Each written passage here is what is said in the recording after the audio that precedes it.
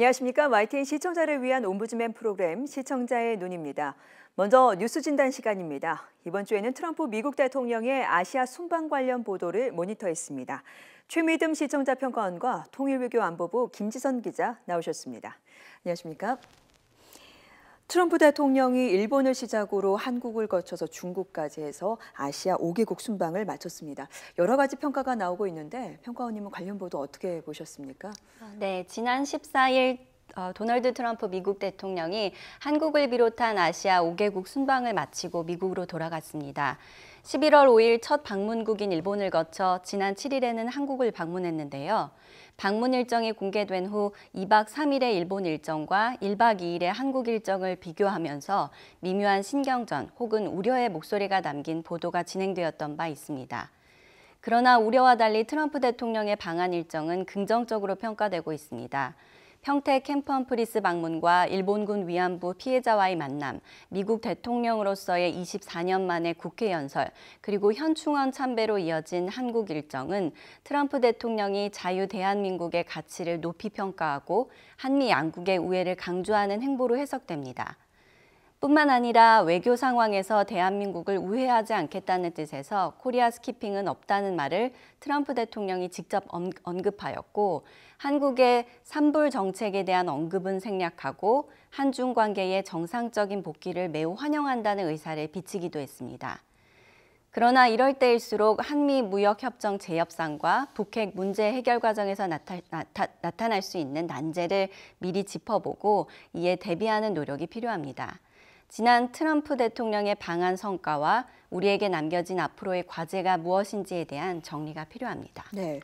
일본, 중국, 우리나라 모두 이제 트럼프 대통령을 대하는 그 태도에 대해서 비교해서 이렇게 보도가 나오기도 했었는데요. 25년 만에 미국 대통령의 국빈 방문, 그 성과를 어떻게 우리가 분석해 볼 수 있을까요? 네, 말씀하신 대로 트럼프 대통령의 방한에 대한 우리 정부의 태도는 한마디로 파격 예우였습니다. 네. 임기 중 한 번만 쓸 수 있다는 국빈 카드도 사용했고요. 한두 시간 후면 청와대로 올 예정인 트럼프 대통령을 문재인 대통령이 직접 평택 기지까지 나가서 맞이했습니다. 국내에서는 뭘 그렇게까지 하냐라는 지적도 있었습니다. 물론 성과가 좋지 않았다면 비판이 거셀 수도 있겠지만 이런 형식적인 의전을 통해 실리를 챙길 수 있었다는 측면에서 성공적이라는 것이 대체적인 평가입니다. 당초 트럼프 대통령에게서 북한 문제뿐 아니라 FTA, 또 방위비 협상 등 전반에 걸쳐 강경 발언이 나올 것으로 예상이 됐거든요. 그런데 실제로는 예상했던 것보다 낮은 수위의 발언이 있었고 우리 정부로서는 메시지 조율을 잘한 결과 라는 평가를 듣게 됐습니다. 이런 결과가 파격 의전으로 인한 것인지는 알 수 없지만 트럼프 대통령이 트위터에 우리 정부의 대접에 대해 인상적이라는 메시지를 남길 만큼 효과는 있었다는 거거든요. 사실 상대의 마음을 움직여서 설득하는 것도 외교의 일환이라는 점을 감안하면 이 또한 외교적 성과로 볼 수 있고요. 어쨌든 정도를 벗어나지 않는 의전으로 실리를 챙겼다는 측면에서 성공적이라 할 수 있었던 것 같습니다. 트럼프 대통령의 기자회견 발언을 보면 기존의 트위터에서나 미국에서 언론과 만나서 했던 발언과 비교해서 상당히 자제된 듯한 또 조율된 듯한 부분이 눈에 띄었습니다. 먼저 북핵 문제에 대해서는 그동안 종종 꺼내들었던 군사 옵션 부분이 없었고요. 다만 한미 동맹의 힘을 과시하고 북한이 핵 개발을 계속할 경우 더욱 어려워질 수 있다는 취지의 발언만 있었습니다. 경제 문제와 관련해서도 그동안 트럼프 대통령이 한미 FTA를 재앙으로 평가했는데 호혜적인 재협상이 이루어져야 한다는 수준에서 기존의 입장을 보였고 방위비 분담금과 관련해서도 합리적인 수준에서 이루어져야 한다는 지극히 상식적인 말을 했습니다. 물론 원칙적인 말을 뉘앙스만 부드럽게 했을 뿐 아니냐고 볼 수도 있지만 이런 발언들은 실제로 앞으로 외교 현장에서 일종의 지표처럼 작동을 할 것이기 때문에요. 우리 정부로서는 협상력과 외교력을 발휘할 공간을 확보했다. 이렇게 볼 수 있습니다. 또 하나 눈여겨볼 것은 말씀하신 대로 코리아 스키핑 논란을 불식시켰다는 겁니다. 사실 그동안 코리아 패싱 논란은 트럼프 대통령이 원인 제공을 한 측면이 강했습니다. 한국을 건너뛰고 북한을 직접 칠 수 있다는 한반도 전쟁 가능성을 내비친 사람이 바로 트럼프 대통령 본인이었거든요. 그런데 그런 부분에 대해서 당사자가 확실하게 선을 그은 겁니다. 그동안 출범과 동시에 패싱 논란으로 국내, 특히 야당의 질타를 받아온 정부로서는 가장 실리를 챙긴 부분이기도 합니다. 외교는 밖에서 많은 부분이 이루어지지만 국내 지지가 없으면 힘듭니다. 야당의 공격 여지를 당분간은 없앴다는 점에서 정부로서는 자유롭게 활동할 수 있는 공간을 확보한 측면이 있는 거고요. 여기에다가 트럼프 대통령의 스타일상 돌출 발언 나오는 것이 아니냐 하는 우려가 있었던 것도 사실입니다. 하지만 그렇게 눈에 띄는 발언이 없었다는 것은 우리로서는 다행인 일입니다. 이 북한에 대한 메시지 관리를 하는 차원에서도 정부로서 분명 긴장한 측면이 있을 겁니다. 다만 정상회담이 아닌 국회 연설을 두고는 좀 엇갈린 평가가 나왔습니다. 아무래도 한미 간 조율되지 않은 트럼프 대통령 자신의 생각을 그대로 드러내다 보니 북한에 대해 훨씬 강경하고 노골적인 비판을 한 건데요. 물론 이 자리에서도 군사행동 가능성을 거론하지 않았다는 점에서 기존의 발언보다는 세지 않다는 평가도 분명 있습니다. 하지만 그 내용을 들여다보면 체제와 김정은에 대한 비판 수위가 결코 낮지 않고 일부는 또 사실과 다르다는 지적도 나왔습니다. 북한을 불량국가, 김정은을 폭군으로 보는 인식을 그대로 드러냈고요. 여전히 북미 간 현실 인식의 괴리가 크다는 점을 짐작케 하는 대목이었고, 북한이 이를 빌미로 다시 도발을 하는 것이 아니냐는 우려도 나왔지만 지금까지는 잠잠한 상황입니다. 이 문제는 이번 트럼프 대통령의 방한 결과를 앞으로 어떻게 활용할까 하는 것입니다. 정부로서는 대북 제재와 관련한 국제사회 움직임에 적극 동참하면서도 우리 정부만의 남북관계를 복원할 묘안을 찾아야 하는 과제가 있습니다. 이 부분에서만큼은 미국이 완전히 공감을 하지 못하는 것 또한 사실입니다. 어느 언론에서 조명균 통일부 장관이 트럼프 대통령과의 만찬에 참석하지 못한 것을 두고 아쉬움을 표하기도 했는데요. 그만큼 우리 정부에는 북핵 문제와 함께 남북 통일 정책을 다뤄야 하는 과제가 있습니다. 여기에서 우리와 미국의 입장이 완전히 같을 수는 없는 것이고 이 딜레마를 어떻게 조화롭게 조율하고 해결할지가 관건입니다. 네, 다행히 북한도 이번 그 방한 기간에 그리고 그 이후에 추가 도발을 하지는 않은 상황이어서 참 다행이었던 것 같습니다. 평가원님은 트럼프 대통령 방한 내용을 또 보면서 어떤 생각을 하셨나요? 네, 트럼프 대통령의 순방 이후의 발언과 행보에도 관심이 모아지고 있습니다. 트럼프 대통령이 아시아 5개국 순방의 순조로운 마무리를 기념하는 자리에서 백악관에 돌아가는 대로 북한과 무역 등에 대한 중대 발표를 할 예정이라고 언급했기 때문입니다. 특히 트럼프 대통령이 예고한 중대 성명에 북한에 대한 테러 지원국 재지정이 포함될 것이라는 관측이 나오면서 대북 제재의 방향성이 보다 명확하게 드러날 것으로 예측되고 있습니다. 한편 트럼프 대통령의 순방 전후로 북한이 보여주고 있는 다양한 움직임도 눈에 띕니다. 북한은 올 들어 한 달에 한두 번 정도 도발을 해오다 현재 60일 이상 군사 도발을 멈춘 상태입니다. 또한 러시아 하원 의원들에게 방북 초청장을 보낸 것으로도 알려지고 있습니다. 러시아의 도움이 더해지면 북한 문제가 보다 빨리 해결될 수 있을 것이라는 트럼프 대통령의 언급과 유엔 안보리 제재 등에 대한 논의를 위한 자리로 예상됩니다. 트럼프 미 대통령의 아시아 순방을 계기로 북한의 행보에 어떤 진전과 변화가 있을지 궁금합니다. 네, 북핵과 미사일 등 북한과의 문제에 있어서 주변국들과 머리를 맞대야 되는 그런 상황인데 이번 순방으로 앞으로 주변국들의 입장 그리고 행동에 어떤 변화가 좀 있을까요? 네, 이번 순방 결과를 이미 발표했죠. 먼저 트럼프 대통령이 아시안 순방 성과 발표에서 눈여겨볼 점은 중국과의 공조를 강화했다는 겁니다. 북핵 문제를 다루는 데 있어 줄곧 중국의 역할을 강조해온 건 마찬가지지만 특히 주목되는 건 대북 해법에서 두 정상이 의견 일치를 본 점입니다. 봤다고 이렇게 트럼프 대통령이 밝힌 거죠. 중국에서는 아직 입장 발표가 없고요. 이 대표적인 것이 쌍중단을 고수하지 않겠다는 듯 동의를 했다고 밝힌 대목인데 이 중국이 기존의 접근법에 수정이 불가피하다는 것을 인정했다는 말처럼 들립니다. 물론 중국이 아직 이에 대해 언급을 하지 않고 있어서 정확한 중국의 입장을 알기는 어렵지만 트럼프 대통령의 말에 따르면 미중 간 제재 압박을 통한 북핵 해결이라는 점에서 어느 정도 의견 일치가 있었던 듯합니다. 현재 시진핑 대북 특사로 숭타오 부장이 당대회 결과를 설명하기 위해 방북 중인데 여기서 어떤 메시지 전달과 논의가 이루어질지도 관심이 가는 대목입니다. 또 하나 주목되는 건 당초 예상됐던 북한을 테러 지원국으로 재지정하는 논의가 빠졌다는 겁니다. 현재 북한은 도발을 2달 넘게 중단하고 있는 상황인데요. 이런 상황에서 테러 지원국 재지정 문제가 다시 거론될 경우 괜히 북한을 자극할 수 있다는 판단이 작용했을 가능성이 있습니다. 현재 북한의 도발 중단이 북미 간 물밑 접촉의 결과라는 관측도 나오지만 미국의 주요 인사들의 공식적인 워딩을 보면 북한의 의도를 정확하게 알 수 없다는 거거든요. 그러니까 북한을 향해서 좀 좀 더 분명하게 왜 도발을 하지 않고 있는 것인지 무엇을 원하는지 태도를 밝히라는 일종의 메시지를 던진 겁니다. 최근 강경화 장관도 외신과의 인터뷰에서 북한의 확실한 노선 전환 신호가 필요하다고 한 것도 같은 맥락으로 풀이됩니다.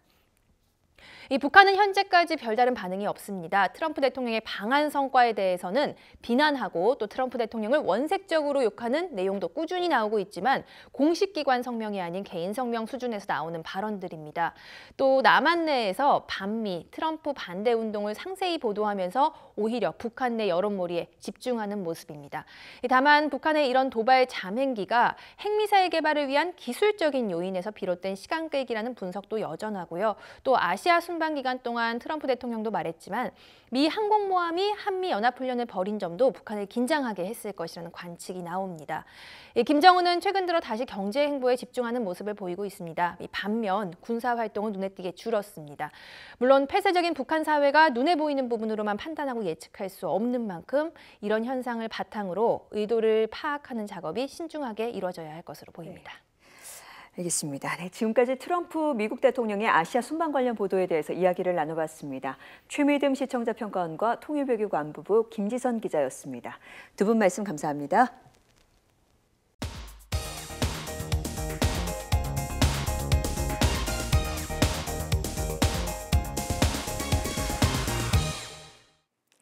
지상파 DMB 채널인 YTN DMB 프로그램을 평가하는 내가 본 YTN 순서입니다. 이번 주에는 구석구석 코리아와 뉴스앤 이슈에 대한 정은정 평가원의 의견을 들어보겠습니다. 시청자 여러분 안녕하세요. YTN DMB 시청자 평가원 정은정입니다. 날로 더해가는 추위에 아침 저녁으로 옷깃을 여미게 되는 요즘인데요. 겨울이 성큼 다가오기 전에 여러분도 여행 한번 떠나보시는 건 어떨까요? YTN DMB의 구석구석 코리아는 지난 방송을 통해 시청자들을 충남 홍성으로 안내했습니다.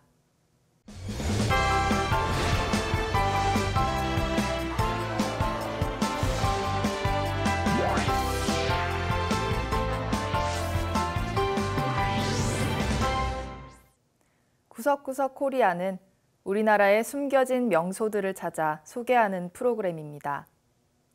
특히 내국인은 물론 해외 관광객들도 관심을 가질 만한 여행지의 매력을 소개하는 데 초점을 맞추고 있는데요. 지난 방송에서는 서해안에 자리한 충남 홍성을 찾아가 새로운 재미를 느끼게 해줬습니다. 충남 홍성은 서해안의 숨은 보석으로 불린다고 하는데요. 그에 걸맞게 홍성으로 가는 길은 서해 금빛 열차라는 독특한 기차를 타는 것으로 시작됩니다. 서해 금빛 열차에서는 세계 최초로 기차에서 온돌을 즐길 수 있는 온돌 마루시를 만나볼 수 있었는데요. 온돌 마루실에 누워 열차 밖의 풍경을 바라보는 진행자의 모습이 부러울 정도였습니다. 서해 금빛 열차에는 온돌 마루실 못지않게 특별한 체험 공간이 있었는데요. 바로 조격실이었습니다. 창밖의 풍경을 감상하면서 조격과 어깨찜질로 피로를 푸는 모습이 여행지에 도착하기도 전에 벌써 일상의 고단함을 날려버릴 것만 같았습니다. 여행은 보통 여행지에 도착하면서 시작된다고 생각하기 쉽지만 서해 금빛 열차를 타고 가는 진행자의 모습을 보니 여행을 가는 길마저도 특별하게 만들어주는 특색 있는 기차 여행을 시도해보는 것도 괜찮을 것 같습니다. 홍성에 도착하자마자 홍성의 명물인 토굴 새우젓이 숙성되고 있는 광천 토굴 속으로 들어가 보게 되는데요. 토굴에서 숙성시킨 새우젓은 양념이 속까지 잘 배어들어 감칠맛이 살아있는 최고의 품질을 자랑한다고 합니다. 토굴의 내부 온도는 1년 내내 15도씨에서 16도씨를 유지하기 때문에 여름에 잡은 새우젓을 숙성시키는 적절한 온도라고 하는데요. 하지만 광천 토굴이 특별히 새우젓으로 유명해질 수 있었던 역사적 유래와 같은 정보를 조금 더 자세히 설명해 주었더라면 보다 유익했을 것 같다는 생각이 듭니다. 토굴 새우젓으로 유명한 광천 토굴 새우젓 시장은 김장철에 특히 사람들로 붐빈다고 하는데요. 가을에 잡힌 새우로 만든 추젓은 김장용으로 많이 쓴다고 합니다. 이런 특색을 살려 10명 이상이 시장 상인회에 신청하면 토굴 새우젓 김장 체험을 할 수 있다는 정보도 소개해줬습니다. 진행자도 새우젓 시장을 찾아 새우젓을 맛보고 김치를 만드는 데 도전하는데요. 새우젓이 다른 먹을거리들과 달리 양념으로 쓰이면서 맛을 내기 때문에 김장 체험은 광천 토굴 새우젓을 소개하면서 체험까지 할 수 있는 효과적인 아이템이었다고 생각됩니다. 김장 체험 후에는 홍성의 또 다른 보물인 댕댕이장을 찾아갔는데요. 도 지정 무형 문화재인 댕댕이장은 댕댕이 덩굴로 바구니 등을 만드는 사람을 일컫는 말이라고 합니다. 댕댕이 공예 전수자가 직접 댕댕이 덩굴을 보여주기는 하지만 시청자들에게 생소할 수 있는 식물이기 때문에 자막으로라도 간략하게 보충 설명을 해주었으면 더 좋았을 것 같습니다. 댕댕이를 이용해 다양한 생활용품들을 손으로 다 만든다는 것이 신기해 보였는데요. 국내 유일의 댕댕이 공예 무형 문화재로부터 배우는 공예 체험도 흥미로웠습니다.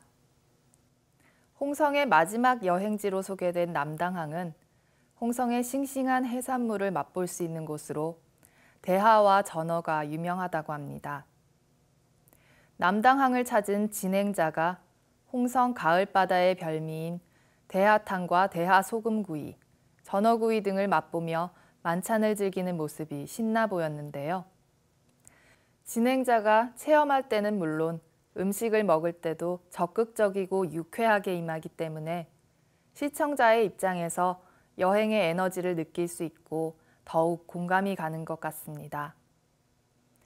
구석구석 코리아의 지난 방송은 여행지까지 재미있게 가는 방법과 함께 여러 가지 체험과 먹을거리 등 여행지에서의 다채로운 재미도 빼놓지 않고 소개해줬습니다. 하지만 정보 제공 측면에서는 약간의 아쉬움이 남았습니다. 그렇지만 구석구석 코리아는 다양한 여행 프로그램 사이에서도 시청자들이 잠시나마 일상을 벗어나 색다른 재미와 활력을 충전할 수 있게 해주는 유쾌하고 짧은 여행 프로그램으로서 존재 가치가 충분해 보입니다.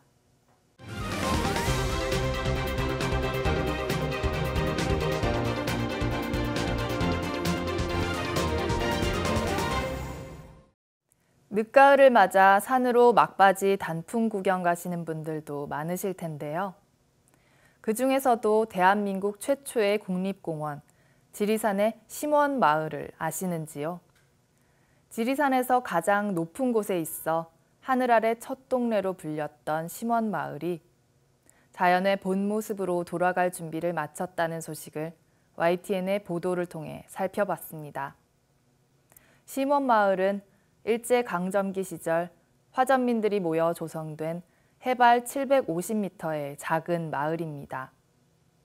지리산이 1967년 국립공원으로 지정될 당시 20가구 정도였던 주민들은 임산물 채취나 양봉을 하며 생계를 꾸려왔지만 지리산 관광도로가 개통된 뒤 식당과 펜션이 생기면서 주변 환경이 훼손되어 갔습니다. 정부는 멸종위기종 1급으로 지정된 반달 가슴곰의 서식지이기도 한 지리산의 생태를 복원하기 위해 지난해 말 보상 절차를 밟아 마을 철거를 시작했다고 합니다. 뉴스는 철거 전과 현재의 심원마을 모습을 비교해 보여주면서 달라진 심원마을을 더욱 실감하게 했습니다. 무엇보다 심원마을 복원 개념도를 통해 심원마을이 복원되는 과정을 이해하기 쉽게 전달했습니다. 심원마을의 복원 과정을 상공에서 본 심원마을과 단면도 두 가지를 통해 단계별로 변화하는 그래픽으로 보여줌으로써 심원마을 복원 계획에 대한 설득력을 높여주는 기능도 하고 있습니다. 주민들이 떠난 자리는 반달가슴곰의 서식지이자 이동 통로로 사용됩니다. 자연 복원에는 5년 정도의 시간이 걸릴 수 있다고 하는데요. 시간이 걸리더라도 자연을 원래의 모습으로 돌려놓으려는 노력이 헛되지 않았으면 합니다. 지리산은 어리석은 사람이 머물면 지혜로운 사람으로 달라진다는 뜻이 있다고 합니다. 생태계 파괴와 자원 낭비로 몸살을 앓고 있는 지구에서 자연과 더불어 사는 지혜를 되찾는 노력이 꾸준히 이어지도록 앞으로도 YTN이 환경 문제에 관심을 두고 보도해 주기를 기대합니다.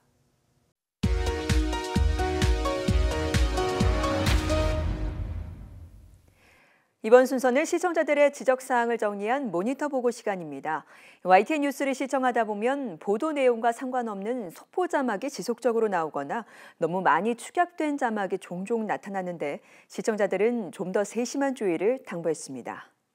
지난 15일 지진 발생 당시 실내외 일반 가정과 공공장소에서의 대처 요령을 상황별로 세세한 분석과 함께 조목조목 짚어주어 유익했는데 연관성 없는 속보 자막을 지속적으로 고지한 점은 아쉬웠고 시청자에게 가장 중요한 보도였던 점에서 실시간 속보가 아닌 지속적으로 반복한 자막을 잠시 쉬고 융통성 있게 기자가 정리한 대피 요령을 자막으로 정리했다면 더 좋았겠다는 지적이 있었습니다. 그리고 14일 서혜순 씨가 본사 기자에게 심경을 밝혔다고 전한 후 이상호 기자의 발언에 대한 자막에서 김광석 전혀 수사하지 않은 김광석 사망 사건이라고 변경해야 올바른 문맥의 흐름이 가능했겠다는 시청자의 지적이 있었습니다.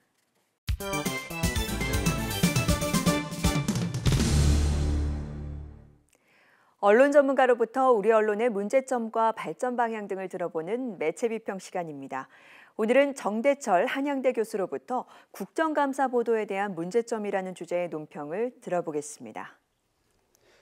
지난 10월 12일부터 20일 동안 국정감사가 실시되었습니다. 국감 보도의 문제를 짚어보겠습니다.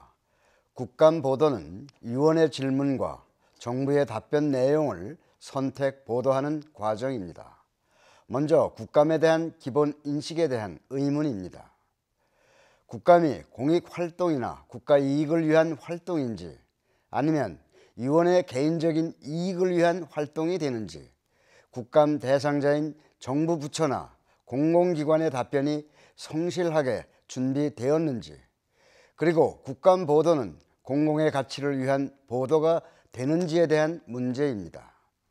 이러한 공적 가치를 벗어나는 위원들의 액션이나 정부 부처의 답변, 국감의 취지나 목적에 부합하지 않은 보도 등 각각의 역할이 문제가 되고 있습니다. 그간 보도한 국감 보도의 특징은 무엇입니까? 아직도 보도의 대부분은 위원들의 액션에 비중을 두고 있습니다. 위원들이 벌이는 고성과 막말 오가기, 자기 편 감싸기, 심지어는 아부성 질문, 질문으로 생색내기 등등 국감 위원들의 정치적 액션에 주력하여 보도하였습니다. 또 감사 내용과 관계가 없는 정치 논쟁의 기회나 장으로 이용하는 위원들의 깜짝 쇼가 정당 구성원으로 나뉘어 헐뜯는 공방전으로 변신하는 보도도 있었습니다. 이러한 보도는 위원의 위상 문제가 있고 감사 활동의 수준도 의문이고 감사 활동의 역할에 대한 문제가 있는데도 보도의 대상이 되었습니다. 반면 그렇지 않은 성실한 위원의 활동도 점점 많아지고 있지만 정상적인 활동보다는 비정상적인 액션에 주목하는 보도로 규정되고 있습니다. 또 국감 보도는 정부 답변보다 위원 질문에 초점을 맞추다 보니 정부 답변은 비껴가는 보도가 되고 말았습니다. 반면 10월 14일 보건복지부 감사장에서도 정부 자료에 대한 미비점으로 추가 자료 요청이 많았고 정책 내용보다는 홍보에 비중을 두는 잘못된 답변들이 지적되었습니다. 재원 문제에 대해서도 정직하고 적극적인 노력이 부족했다는 점, 복지 정책이 포퓰리즘으로 흘러서 국민의 기대에 못 미친다는 점, 기대는 실망으로 반감으로 연결되는데도 정부는 공약 사항으로 미루는 아니란 답변만 되풀이하고 있습니다. 불충분하고 미비된 자료인데다 핑계나 전가 그리고 변경 사유에 대해서 책임 있는 자세가 부족했다는 지적도 나오고 있습니다. 예산을 담당하는 기재부의 눈치를 살핀다든지 국감장의 취재 보도는 뉴스 가치를 측정하는 기준을 달리하고 있을 뿐입니다. 문체부에 방만한 유사기관에 지원되는 막대한 예산 부풀리기, 산하기관의 브릿지 역할만 하는 단체에 소요되는 예산 낭비, 공무원의 숫자 늘리기가 지적되고 있었습니다. 또 농수산해수부 감사장은 해프닝이었습니다. 이 원장이 간사회의도 없이 독단적으로 정회를 선포하고 개인적인 발언을 가리지 못하는 어설픈 행태가 유감이라는 사과로 대신하는 경관이었습니다. 왜 보도합니까? 무엇을 보도하고 있습니까? 라는 질문에 뉴스 보도는 부담을 가져야 합니다. 여야 대결이 초점으로 비춰지고 정부 답변에서 문제를 찾아내는 국감의 본질이 국정을 바로 세우는 척도가 될 것입니다. 국감 보도가 흥미거리나 가십으로 비춰지지 말아야 합니다. 이런 안타까움은 국정감사의 본분을 외면하고 뉴스 보도의 중요성을 잃어가는 빗나간 화살이 되고 말 것입니다. 시청자의 눈은 시청자 여러분의 참여를 기다리고 있습니다. YTN 홈페이지 시청자 의견 코너에 글을 남겨주시면 좀 더 정확하고 공정한 방송을 만드는 데 참고하겠습니다. 이번 주 순서는 여기서 마치겠습니다. 함께해 주신 여러분 고맙습니다.